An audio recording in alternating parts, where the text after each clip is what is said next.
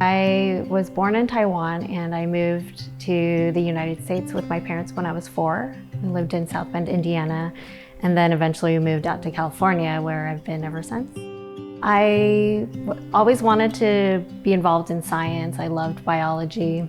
I thought I wanted to do research because I really liked asking questions and doing experiments and exploring and reading papers. So I did that for a little bit in college, and actually that's where I met my husband. I knew then that he wanted to go to medical school, and we were dating at the time, and I thought, I don't know if it's a good idea to have 2 doctors in the family. I wanted to have kids. I continued with graduate school, and I really enjoyed the science. I was working with plants and learning how we can prevent plant diseases, but I felt that I wanted more from my work and from my career.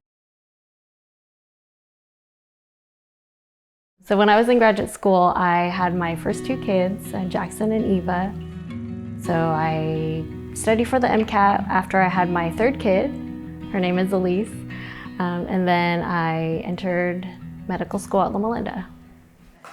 So when my husband was in medical school, I was in graduate school at the time. I had a little bit more free time than he did, so I did a lot of the cooking, a lot of the cleaning, the dishwashing, laundry, taking care of the kids when he was in residency. So I helped carry a lot of the load at home because I had the time.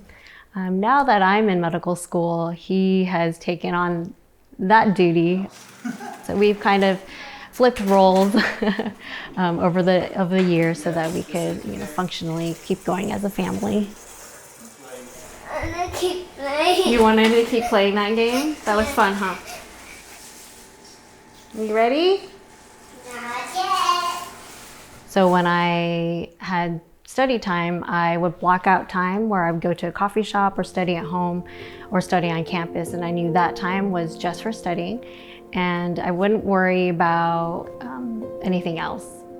Because I was able to do that, I could finish my work for that block of time, and I could come home and then just be present for my kids. I knew they were gonna be home 5 to 8 until their bedtime, and that time was just for them. I wouldn't worry about emails, I wouldn't worry about my upcoming tests. And then after they went to bed, I knew, okay, it's time I can focus on school again. And the process wasn't always perfect. I definitely had days when I had trouble juggling everything. And my daughter who wants me to read a book, that's gonna take 15 minutes and that's gonna mean the world to her. And it's okay if I study 15 minutes less that night.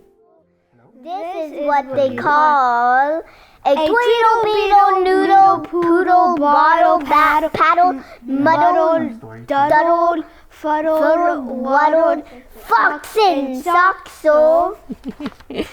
My kids mean everything to me.